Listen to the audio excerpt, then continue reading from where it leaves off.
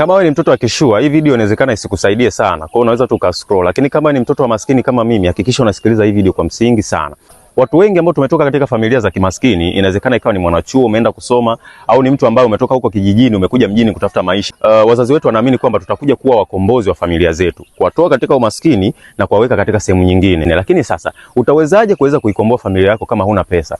Changamoto iko hapo. Unaweza kana kweli upo chuo sasa hivi unasoma, ukishirikishwa fursa ya biashara unapuuzia kwa kuamini kwamba labda siku moja ajira itakuja ikupatie maisha unayotaka. Bro, kama 600,000 ya chuo haiwezi kukaa hata wiki 2 ama wiki 3 au mwezi mmoja, inakuwa imeisha ile hela ya boom. Je, ukiajiriwa leo ukaanza kulipwa milioni 1, itakaa kwa muda gani? Hapo bado na watoto na mke au na mumeo na una familia na kutazama, haiwezi katosha. Kwa siku zote jifunze kufanya biashara, kwa sababu biashara ndio itakupatia faida, na faida ambayo itaweza kukufanya wewe uwe na uhuru wa kipato na uweze kuisaidia familia yako. Kwa hiyo kama ndugu yangu uko chuo unatafuta biashara ambayo itaweza kukuingizia kipato at least 300,000 kwa wiki, namba yangu iko profile, unaweza ukanipigia au ka comment neno biashara na namba yako ya simu ili niweze kukuelimisha.